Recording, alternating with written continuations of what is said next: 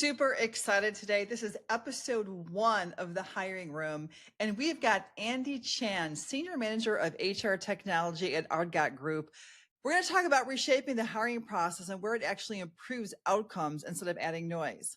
Why leaders need to adjust the application process for different roles in companies so they remove friction and attract the right candidates. And lastly, when you hit a soft market, how to retain your recruiters with all of their culture knowledge and retrain them to different roles while the market is soft. So let's get to it.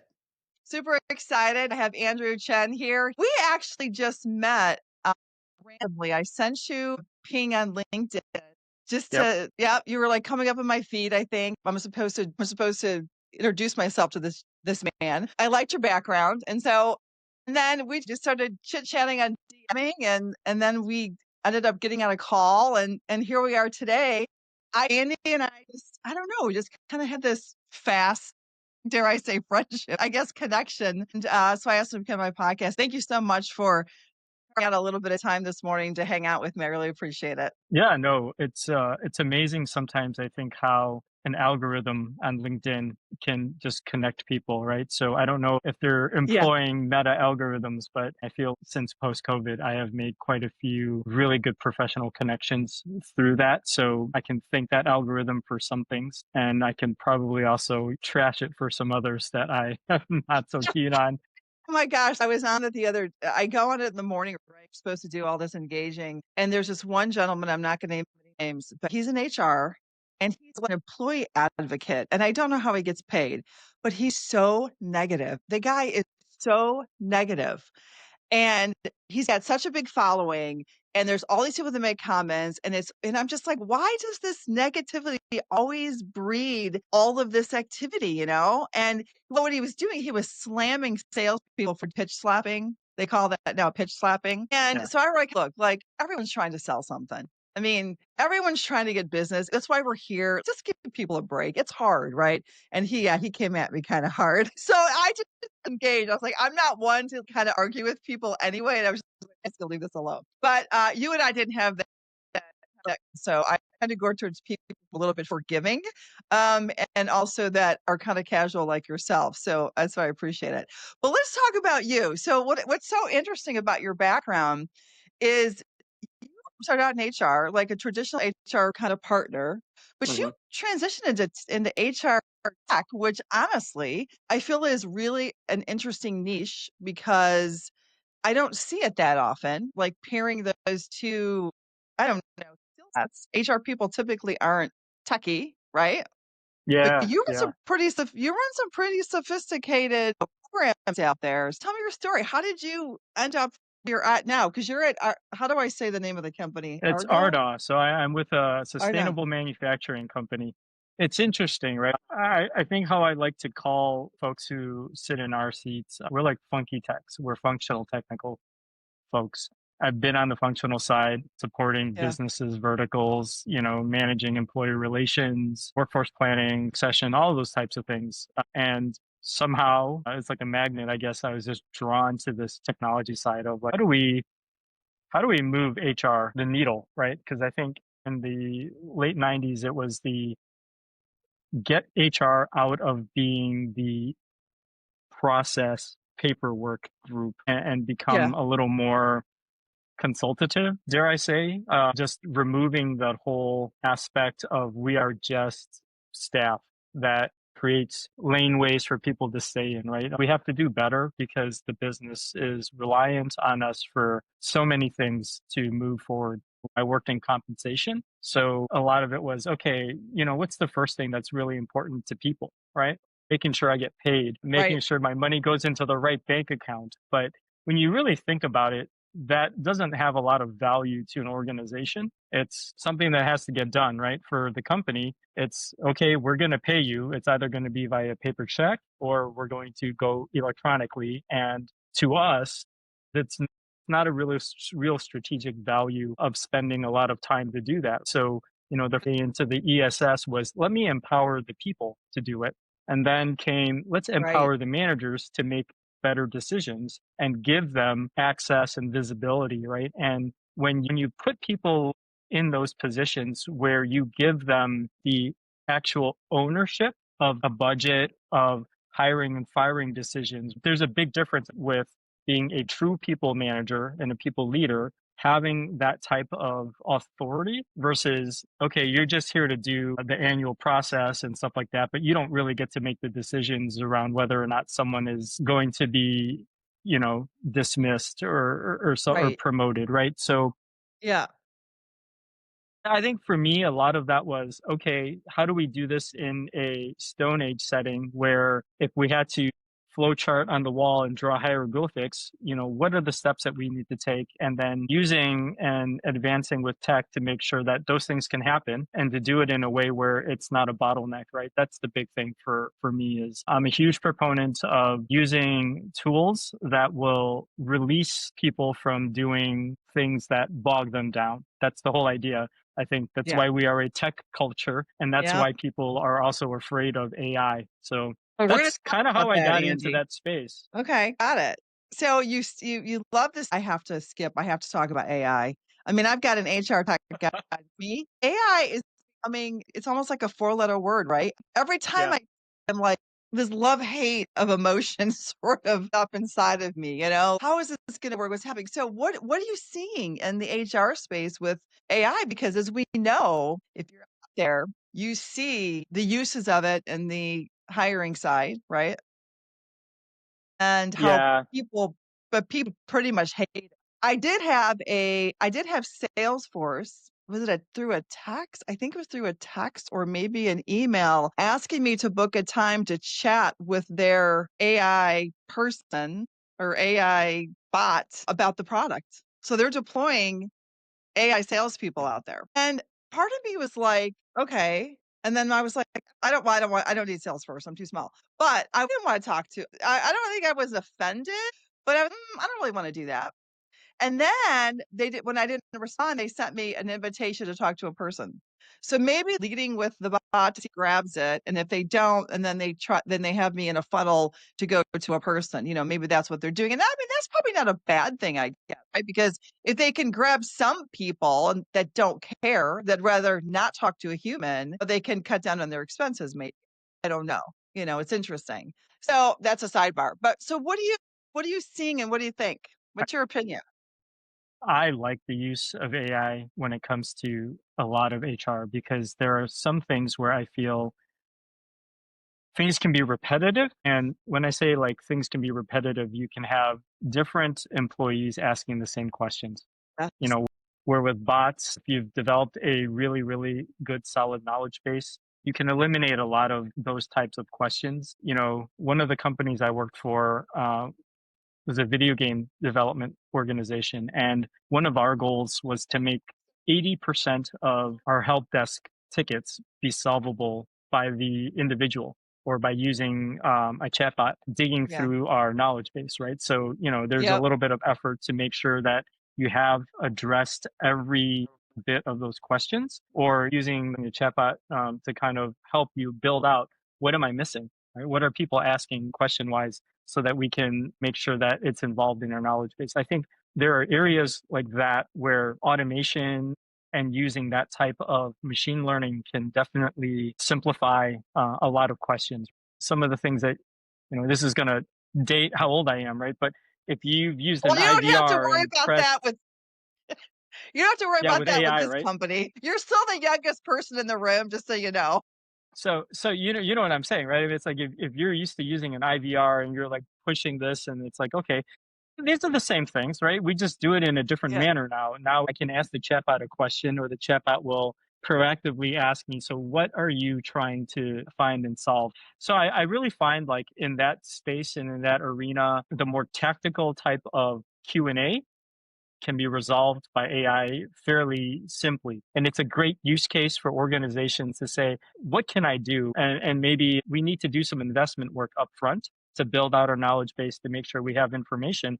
But in the end, that is going to help you because, and I think people are afraid of AI is going to take my job, right? So if you are that person sitting on an HR help desk and this automation thing is going to replace 80% of what I do, sure, there's a possibility. But Yeah. if the organization is also progressive, then I will find a way to replace and upskill you with that 80% of work to do something that's more valuable to me, whether it's reporting, data Yeah. analysis, Yeah. or moving you around. Yeah.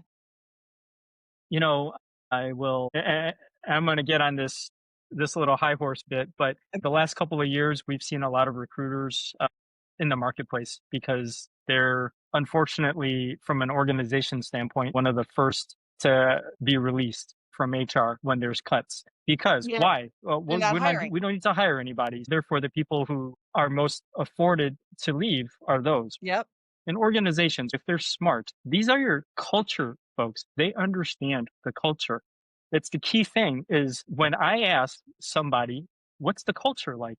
And you've got a contract person or someone who's temporarily here, Yeah. they don't know Yeah. what the culture's like. Yeah. Yeah. And this generation of workers, even as myself, I'm an X, right?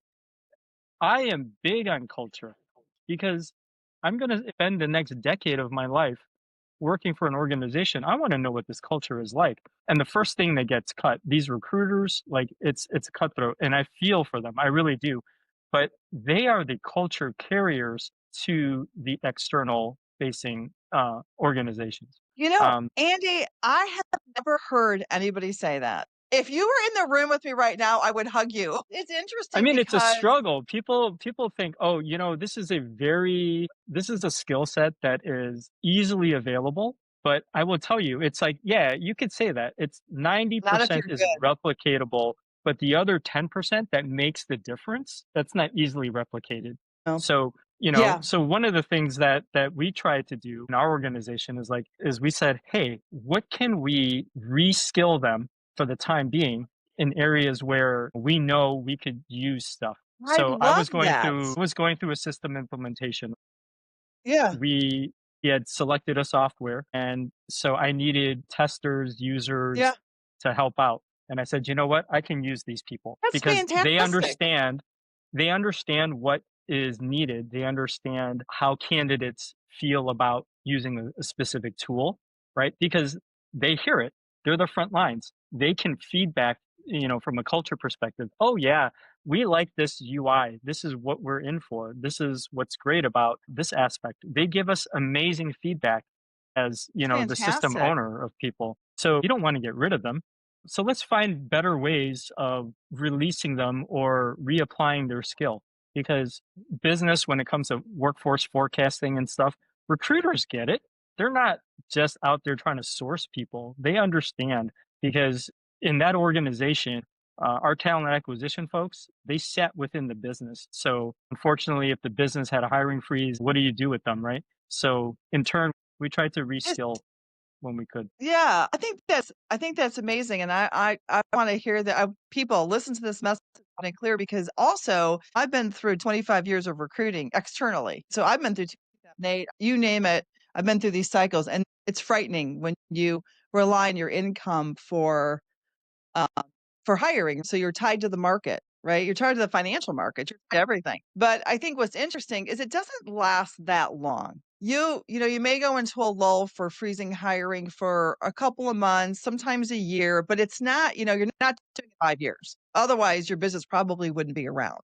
So Yeah, it's a little yeah, right. So it's usually a shorter time frame that you're dealing with. So if you can retain that knowledge, exactly. it's smart. It's super smart, and you're correct because, I was just finishing up, I think I told you, I'm building out a course. I'm building out a Mhm. 6-week hiring blueprint course. It's from the first touch from a candidate all the way through the offer process, and it's really 25 years of secrets, and it's different when you're on the outside of recruiting than when you're on the inside of recruiting. It's a very different role that you play.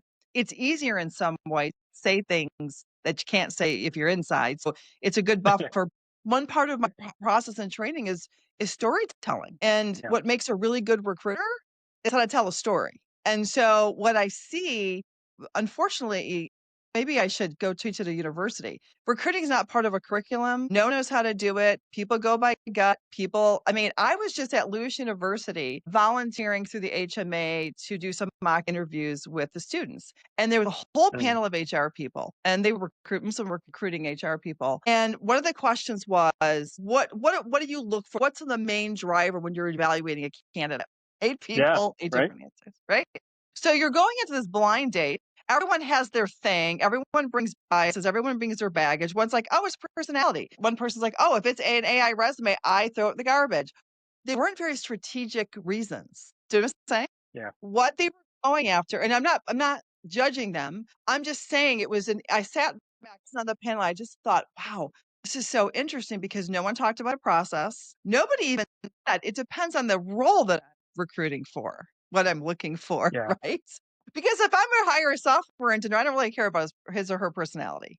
They're not client facing. They're not going to be the board. They're not going to be presenting. I just need them to sit in the corner and like do their coding. I don't care about the personality. And they're going to be introverts, right? So if it's sales, I need a certain profile. Anyway, my whole point was it was it was a million different answers. I had just bumped into a friend of mine called me and some pretty high end like exec kind of ops hanged his recruiting shingle and never did recruiting in his life.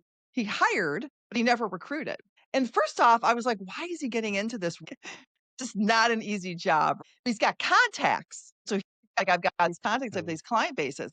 But now I'm thinking to myself, I've got another recruiter out there who doesn't know how to do it, who's going off gut, who's going off, I think this is what I need to do.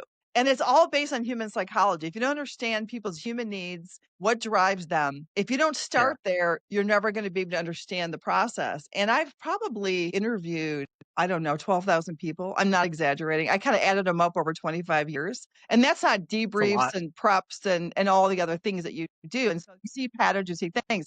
But anyway, I said to her, he probably needs my course. She was like, I don't think he's going to take that very well. I can escalate him quickly if he would take my course. But I love what you're saying because I don't see it. And I really like that the company, is it the company you're at that's doing this? No, this was a previous organization. Yeah, I really think, you know what? I'm going to do a posting on this. I'm going to do a post about it. I'm going to say, you and I had a conversation. This is what you did in the past. And instead of laying these recruiters off, maybe there's a way you can use them internally because they understand the business. They, as you said, they understand the culture.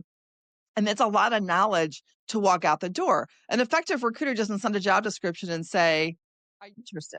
Like, not someone who's effective. Yeah, I mean, It's, that's happening with HR people in general, right? It's like when you're downsizing, you say, okay, my ratios are not here as needed.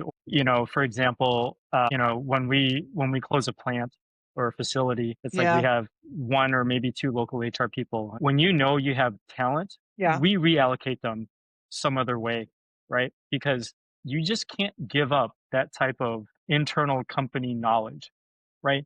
And as a candidate, and I'm just going to say this as a candidate, if I'm interviewing with a recruiter and one of my questions is, how long have you been there? Oh, I'm a contractor. Hmm. yeah, What does that really tell me about your organization structure? What does that say about how they value talent acquisition within the people space, right? yeah, Because if that's the answer is, oh, I'm a contractor, and so well, how many of them are you? Or how many other talent acquisition folks are there? If I sit there and dive into that, and then it's guess what?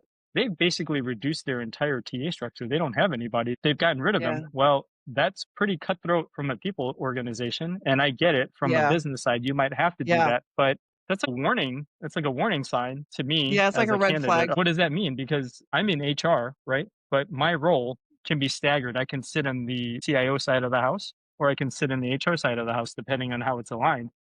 Well, you have a very unique skill set. You can move in many areas in an organization. You just have a very unique skill set that makes you marketable in a way that other people just aren't. I mean, you just Yeah, I are. hope that was part of the plan, right? I mean, Yeah, good job.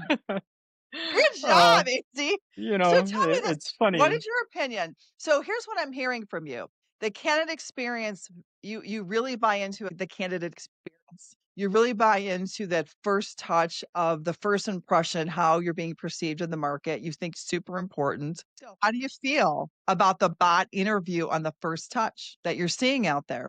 What are your thoughts? I mean, and it's useful, but at the same time, it can be demoralizing from Yeah. a candidate perspective, right? I was I was talking to a family friend, and even for a job application at Target, they ask you two questions, and they ask you to sit in front of your computer and film and video your responses, and then someone behind the scenes is just going to sit there and review it.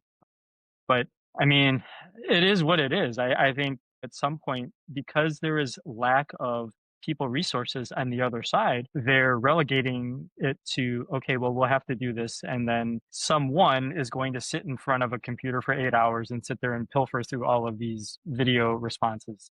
I had a call from, and this is interesting because I want to hear about you on the manufacturing side. I had a call from a general manager, a small company, privately held.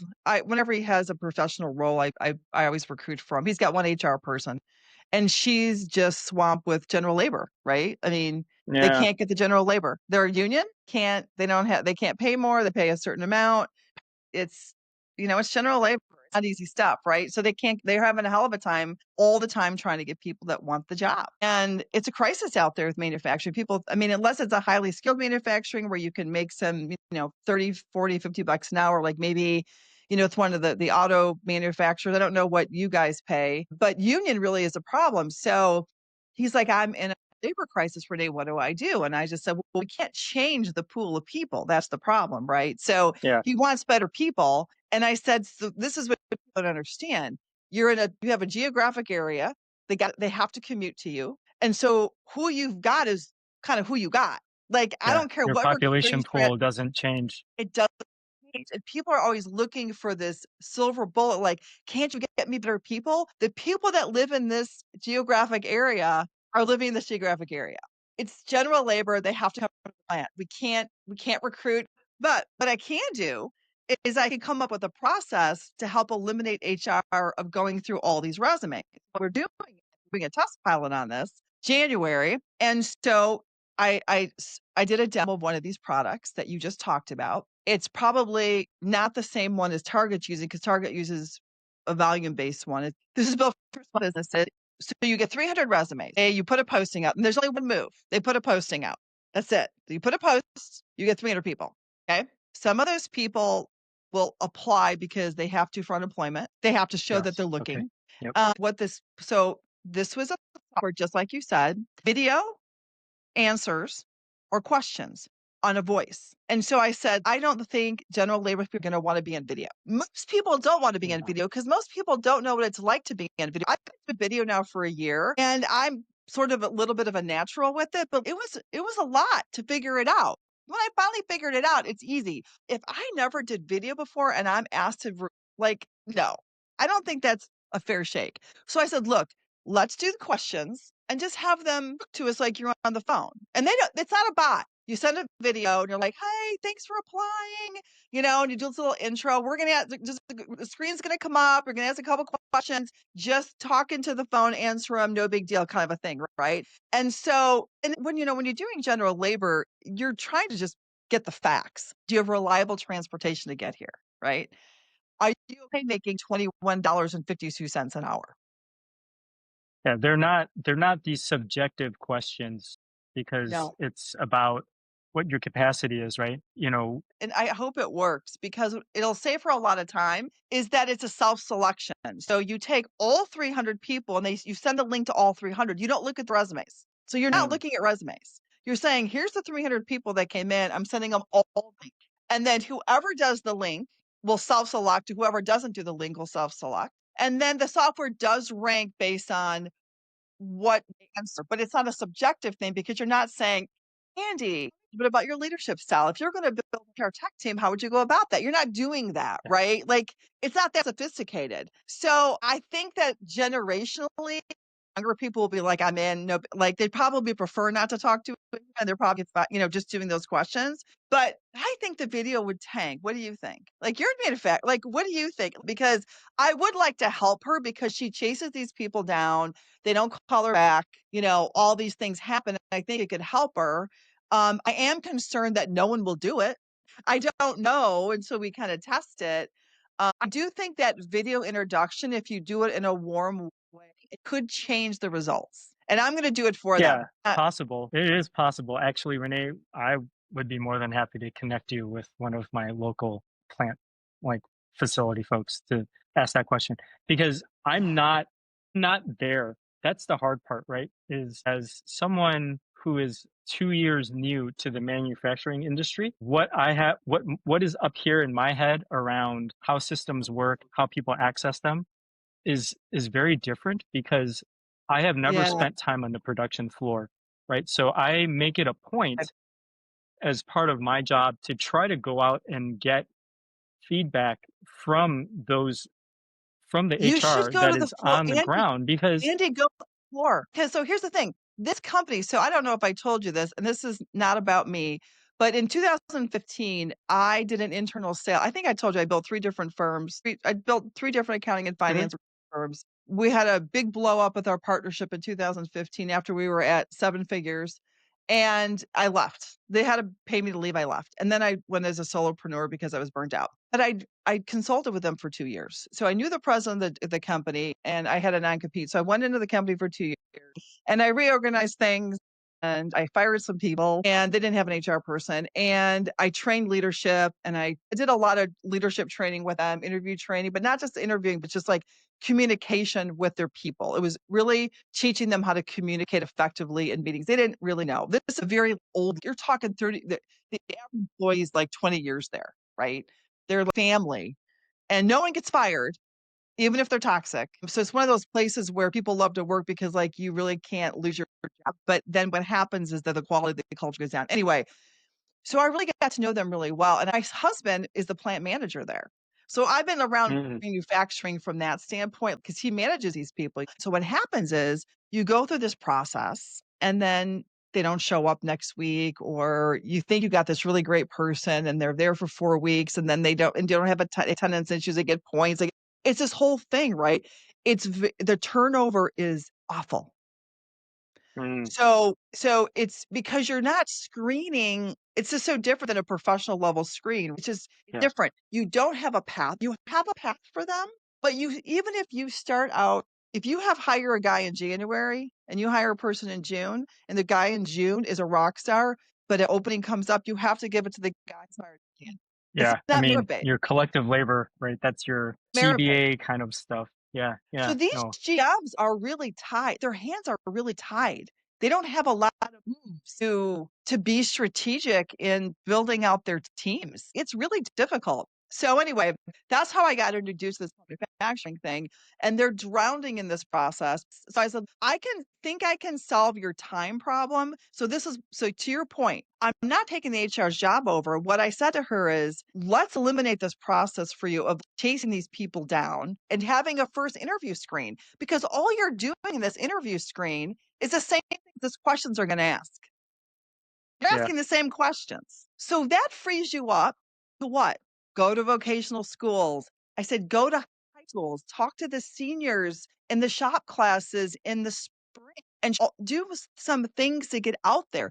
The only way you're going to up your pool of people is if you go out there and find different avenues to reach them, because you have one avenue. Indeed, ZipRecruiter, whatever. Yeah. So, and the thing is, Andy, is you're still fishing the same pond every time you post a job. And so I was like, oh my God. And so the problem they needed solved was, how do I get their people? And I can't solve it. That's crazy. But Yeah, I mean, anyway, we're in the same boat. I will tell you, I am not surprised when we have our monthly calls and I see anniversaries in the 40 plus years range. This is amazing. These people have been working for this organization amazing. almost as long as I've been alive, right? Yeah. And part of the next step then is how do we plan for these boomers when they walk out the door? Because that's a skill set that Oh my we just gosh. can't replace. We're in a specialty market. We are in the beverage can manufacturing business. We are also in the glass bottles business. Yeah. There's only so many of our types around. So Yeah. either we poach from the others, people poach from us, or we have to promote from within. Yep. And, those are the things, right? People come and go. They will try something else. They'll come back. The grass is not always greener, I right? see When you that too. go. I see that with these guys too. I do see people come back. I do see them come So back. Yeah. we have a pretty significant portion of rehires. And it's like yeah, you have the opportunity. It's your right and privilege to come and work for us for a bit and leave, and Yeah. and then sometimes they come back in different roles, and sometimes Yeah. they don't. Sometimes they come back Are and it's you the guys same role, union and or it's like, non-union? Yeah. See, one of the things I was telling her about too, and maybe I would love to talk to some of your GMs, it could be really interesting, is no one has an outbound strategy because outbound strategies take time and effort, right? But if you think about this is yeah, what you said is really interesting, Andy, and I hadn't thought about this thing. So if you build out a nurturing campaign, so you have all of your applicants, you have this huge database in your ATS of all of these general labor people, right? They come, they go, whatever. If you kept them on an email nurturing campaign and you kept in front of them on a routine basis, right? And you said in every, create a newsletter, whatever. I mean, it's not that hard to do. And you kept this thing going, and maybe you didn't even do it weekly. Maybe you did it monthly, and then you listed the positions. You're gonna maybe get back some people that you lost that were good. And that's what people don't do. They talk about this pipeline hiring. It's all bullshit. They don't do any, there's no pipeline hiring. There's only pipeline hiring is if you're networking all the time or you have someone under nurturing process. Like yeah, for yeah, instance, you and I, right? So I'm big in relationships. So you and I know each other now. I'll know you till I'm not working any. Let me even know you after working, right? Like that's how, because I get a lot of back from that, like helping people or having relationships and things like that. So I have a Rolodex of people that looking that I could call and be like, "What are you doing now? I have this interesting situation, Andy." mhm. Because a guy like Andy Chan is probably only getting jobs from a recruiter pinging him. Am I correct? Yeah. Most of the time? I get a few of those. But yeah, I mean, I honestly am not. That's my whole point when I talk to some of these companies, is they're like, "Oh, now I'm getting enough applications." And I'm like, "Yeah, are you getting the best people or are you just getting people coming in your door?" Because people I represent, almost none of them ever apply to a job. They're working and building businesses and they're waiting for recruiters to ping them. So if your recruiters aren't pinging them directly, you're not getting the hidden market. You're not doing it. But again, resources internally, it's very difficult to do that. That's why I exist. So I understand that. But I do think some things that are simple on the manufacturing side could be really helpful. And you could create an automated process to do this. Yeah, and the one thing I'll say about, like, production and general labor, most of them don't care to go through the process of the candidate pipeline. They're No, applying for work. that's They're it. doing it the old school way. They want it fast. Three companies use Workday or SuccessFactors or Oracle. I've got to create three profiles, create three usernames, three passwords. This isn't my cup of tea. I'm a glass blower. I'm a beverage can maker. I don't want to spend the time to sit here and do this. And I can guarantee you that my planned HR people who are sourcing these folks are not reaching them by saying, hey, here's a link, go and apply here. I mean, that might be 10%, but to be honest, most of the people that are in these type of roles, they're good at what they do and they can't be bothered to go through something like a professional like services person would go through, and go through this and six interviews over 4 week period of time to be They're hired for a doing that. job. It's a very different sourcing environment for sure. Oh, it is. Are they doing that on the general labor side? They're having all of this process? No, no, no, no. We've pared it down, right? It's like, Oh, yeah. from a That makes no systems sense. perspective, I would say that, if we're 20,000 employees, we have maybe 4,000 tops that are professional services, administrative, right? 8810 workers, as we call them in workers' comp side, right? The Yeah. rest, the Yeah. 15, 16,000, I mean, Yeah. they don't go through the same thing. Like we have evergreen recs that are always sourcing for this production in this area because we're just constantly adding people. Someone calls out sick, we need to add people. The line's Yeah. got to keep running. Coke and Pepsi don't wait for us to find the right person so that they fill the Does beverage. your contract allow temporary employees to come in? I am not a union expert, and I'm Yeah. thankful I'm not, which is why I'm in this tech space. I got out of A that lot. whole It's a lot. ER business. But yeah, they do our contracts. I don't believe we have any contracts with vendors that say, oh, you can't use temp, right? It's as long as our product meets our testing requirements and needs, and Yeah. the machines do most of the work. So we're not in that necessarily in that space where you can't have augmented services from production. But yeah, we try, right? I mean, Okay. if people all get COVID for some reason, right? The work's got to get done, right? So that the lines still have to run. And so we'll augment and we'll move people around if needed. Yep. I think that's a smart thing to do. So tell me, what else? So you're doing this whole AI thing because I really wanted to tap your brain into it. Yeah, yeah. Back to my, I don't think that you answered my question. I think I interrupted you, and I'm sorry about that. Where do you think this AI is heading for hiring? Do you think that, are you guys using bot interviews or anything like that on the professional side? We are not. Tell me about Workday. Because Workday is in a lawsuit. You Yeah. hear about that? Yeah. Yes. So, I don't know Workday. I'm not in the systems, which really stinks. So tell me a little bit about, have you got into that module and like how it ranks people, and have you fished into that area? I've only done some cursory reading into it, and based on my understanding, is the logic from Workday. And please don't hold me to this, anyone who's watching, because Yes, this is an I don't unprofessional, know. this is opinion only. Yes, I totally This get it. this is, and I'm not even like that opinionated about it. What I read based on some of the briefs is that there was a bias towards those who were under the age of 40. Yes.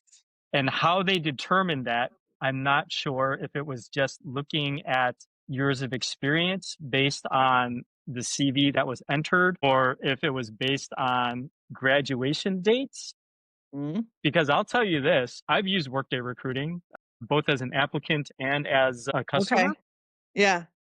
I never put in education dates. Like, it's I wouldn't irrelevant either. to me. Yeah, I mean, it's Does it completely take it irrelevant though? to. Will it let you move forward if you don't? Yes, yes, you can. Okay. Yeah, so I can Okay. put in that I have a master's degree from Loyola University Chicago and not put down when I attained it, because I could have earned it in 1972. Yeah.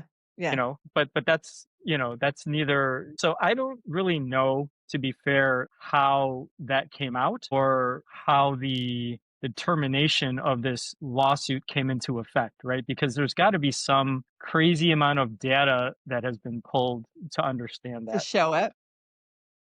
I do think there is a certain sense of danger around allowing AI to pick and provide, I don't want to say bias, right? But that's the whole point, to kind of influence based off of that. I don't like to, like, when I'm trying to hire somebody, I'm not hiring based off of any of those criteria either. I mean, my last position that I recruited for, I could have hired technically better than what I did if I went external. But to me, culture and fit and understanding of the organization is probably more important, because technical skills, people Can be can taught. learn technical skills. Yeah. You have to It's a lot promote harder within. for people to learn the transportable soft skills, I think, from a fit perspective. Sometimes it's not even teachable. It's Yeah. sometimes it's, I yeah, mean, you just can't. No. Yeah, and I like you have to promote within. That's how you retain. That's part of retention policy. And I feel like they get so caught up in the checking the boxes and wanting everything in their box, especially on the softwares. There was this one role for a recruiter, and they wanted to make sure they had Ashby or whatever it was. I was like, who cares? oh, Who Ashby's great. Ashby's a really cool tool. It is. I I have to really like demo it. it. What does it do? I don't know. I have to demo Ashby, but these are some startups in Uh, San Fran that were like really big on Ashby. So there's some good analytical tools with it, yeah, isn't there? I That's think what I so. heard. I haven't had a chance to demo it either. But going back to your comment of checking the boxes, I have this issue with companies that want to have all the boxes checked. If all the boxes are checked, why am I applying for this job? Because it's not a stretch for me to move, because That I is can do all of these things already. that's a really good point. I The like moment the that. moment the moment that I check all your boxes and I'm you not hire me, interested. I'm looking for the next role already. Am I not? I Yes. mean, This, unless this is just unless I'm stagnant no, and all that I is want to do such a is this for the end for the rest of my life. I think when it's like preferred, there's required, there's I preferred, love that. and I'm like, are you serious? Because I have experience with, gosh, PeopleSoft, Workday, Oh yeah, the SuccessFactors, big one. and SAP, right? I have not worked with Oracle except for Oracle Financials. Yeah, So I've actually had a couple of recruiters come in and be like, "Hey, my theory is this: technical systems are not that different, they're not. and you Yeah, can figure out the nuances, but if you are worth your salt, a functional technical person, yeah, you can figure things out. Yeah, it might take me a little bit more ramp up time. And sure, if you're looking for someone who's deep skilled in Workday because you've got these complex things, sure. But you know what? I also have that I might not have in my head is I have my network of people who can help me get to that point, right? Because I've been a absolutely. consultant, and these are You have a lot things of that, resources. organizations want you to check all the boxes for before they bring you in the door. And I'm not salty about it because I totally get that. I mean, would I prefer to have someone who can do this and hit the ground running? Absolutely. But I don't know if anyone ever hits the ground running because you still have to understand your culture. Yeah, How and do the things business, operate and and the you have to business, right? understand So the if you're business. just Yeah, so yeah, yeah, I had this conversation. I forget who it was with. It was with a cohort I was just volunteering and being a part of, and it's like, yeah. So why would I want this job if I already checked all the boxes? I'm already looking at who is this person's boss because that's the role maybe that I want as yeah, a stretch, yeah. and And I isn't would it take kind this of role like only if I'm not happy where I'm at now. isn't it interesting? Well, unless you're not happy because of whatever, the environment, your boss or something, but Yeah, it's yeah. almost arrogant, isn't it? It's almost arrogant for some of the things that you're willing to do this lateral move where you know everything just to kind of okay, we're gonna cut this out. No, I'm To not start new, just to to start serve new. you, to Yeah, serve you. yeah. It's to serve you, right? Now, again, this is back to that philosophy of what's in it for me. And when you hire somebody, you have to be able to meet their top needs. If you can't meet their top needs, growth is one of them, or learning new things, which I believe is one of the things that you and I have talked about in the past about learning new things is important to both of us, then and they're not going to retain you Yeah. because they can't And give and you what you want long term. So I want to say the other part of it is there needs to be some alignment. It's like, okay, so you want to hire me, right?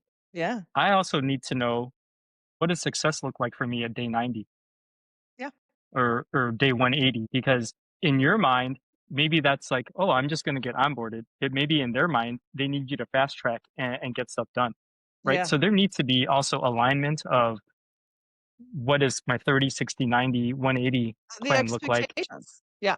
Yeah, because the job description might be wonderful, right? And it's like, The okay, so job I might be description is coming in the job description is AI outdated. generated. It's outdated. I mean, come on. The job description's outdated. The best job description that I would love to see, which I don't think it's going to happen, and I would encourage this, is a video job description. Do a video. I did I think I did a post on this recently. I was working with a company and do all their hiring for them. The president and I are buddies. I love this guy. He's just amazing. But anyway, so I'd placed a CFO and we did a hire. It was just senior project accountant, right? Yeah, And we had the one, she checked all the boxes and she had 20 years experience and the compute was great and we got her more money and they had this amazing ESOP and she had these 15 out of 10 references like this woman is everything we need and she failed within 6 weeks. She missed deadlines, she wasn't taking notes during her training, like really simple things. So the CFO that I was hiring with, I mean, I've built his entire shared service team, so him and I were like what happened, what yeah, did we do? We could just blindfold it. And so we look back, I can't find where we screwed up with this. And I lose sleep over these kinds of things, right? Because my reputation is everything to me. The president was like, "Don't worry, we'll make this right. I got you." He's like, "Okay." And so I did a video for the candidates. And after I screened people, I did it and I sent this video. And the video was like, "Hey, thank you. Let me tell you about the company." I did a story about the company. I did a story about the role. And I talked about all the things. And I talked about the manager. And I just told this whole story. And then at the end of it, I had said, I need you to do a couple things for me. I need you to tell me what you learned out of this video. Give me 3 things you've learned.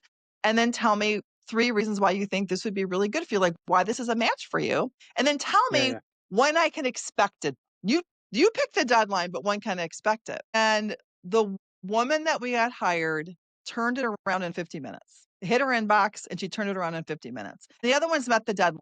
but she did it quicker and she did it better and she was more thorough and she didn't have the exact experience. She wasn't specifically out of that industry. It was like a tandem industry and she's rocking it out. She's rocking it out. But we put another layer in because we wanted to test timeliness, wanted to test deadlines. We wanted to test some of the things that we seemed we weren't getting through the interview process. And it's Mm. the mishires are typical behavioral things, right? It's not that she knew the job, she knew the industry, she wasn't lost, like nothing like that. But behaviorally, she kind of was lazy. She was a little lazy. Like she Yeah, just it's sometimes it's a fit issue, right? I mean, it's just yeah, and so we missed it. And I was like, "Okay, well, we're not gonna do the same thing we did. We've gotta, like, a different process in here to see." And so I, like, on the fly did this video, and it was interesting, it worked. But I think that would be really what I think would be really good, again, people aren't used to doing this, would be, gosh, wouldn't it be great if, like, you had an introduction to who you're gonna work with before you even met them, or it was the first introduction to the I think people would be so much more interested. You know, if you were recruiting and you did a video saying, "Hey, I'm Andy, and this is I believe in culture and I believe in, voting within. And when the first 90 days, this is what we're going to do together. And then in 190 days, this is what's going to happen. And I want you to develop and I want this for you. And this is what we're going to do. And here's my team." Like, wouldn't that be compelling instead of getting a list of stuff you're going to have to do? I I don't know mean if I'm I like a mean, do that. that's typically how I do my interview, right? So, if I'm So hiring, you're right? talking to the candidate's needs, right? You're talking to that what you could do for them as well. And Or you I'm have to sell basically your sharing what vision. I'm looking for, right? This is what I'm hiring for. This is how I intend to get there. This is the roadmap for the first 3, 6, 9, 12 months. If this isn't your cup of tea, we can wrap this because I don't want to waste your time, and then I'd be wasting my time. So so we gotta at some point, my talent acquisition team can only do so much. They're doing the screening of asking some of the questions, but internally, my talent acquisition partner and myself, like we've had this discussion. So she knows, they know what I'm looking for in terms of what to fill. And so they're able to kind of screen out most of that, right? So they shortlist for us and then reiterate the same thing. It's like, this is how I operate. And acquisition doesn't tell them my management style, right? But I will tell them that because this is how I Yeah. operate. And Yeah. this is not a sink or swim. You have to be the person to tell me at what point you need me to throw you support. Yeah. Because if I'm just going to be a taskmaster to delegate you things to do, Yeah. then you're not a fit for me because Yeah. I need you to be consultative. I need you to be Yeah. proactively looking at what the business needs are and solving those things, right? So But Andy, you're yeah, I warm. mean, You're very warm and approaching. Like you're very warm. Maybe you're not. Maybe you're like, "Oh, this is all a disguise. It's not this nice." it's a facade. It's a It's a whole facade. facade. It's kinda like your I background, am a right? You're like, "Oh, it's not real. It's just a facade." Well, you have been just as good as I thought you would be. I don't wanna keep you anymore. Is there anything that you want to add that we didn't talk about that you wanted to get out to the world? Yeah. I think just organizationally and just treat people like people, right? Yeah. We see a lot of posts, people get ghosted a lot. Ugh. It's a very depressing type of scenario to go through if you're a job seeker, especially if you've been reduced. You've not been reduced because of who you are as a person. Yeah. So I encourage anyone out there who's been reduced, that does not define you as who you are. You are better than that. A reduction by an organization is sometimes a misstep in how done calculations. Sometimes, it's the unfortunate cause and effect of meeting shareholder requirements Yeah. or Yep. gambles that didn't pay Oftentimes. off. Yeah. But it is not a reflection on you as an individual. That's the key thing is your worth is not in the fact that you were reduced. And I think a lot of times organizations, they put a black mark on people who have employment gaps or have been reduced. And it is completely unfair They and do it. They do it unnecessary routinely. as part of the process. It is not relevant to who that person is. You don't know the circumstance of what happened. You don't know why someone chose to leave the workforce for, a period of time. These are just things that happen, and we It's just need gotten to be people about it. it's gotten years ago, Andy, 20 years ago, you couldn't represent somebody who was laid off or had a gap in their resume. I mean, the clients Yeah. would be like, literally, they'd be like, I don't want to talk to this person. They're not working right now. I'm not going to pay you a fee. This is a person. I mean, Yeah. we're not talking about a cup. I don't sell, I don't sell cans or a cup. This is a human being.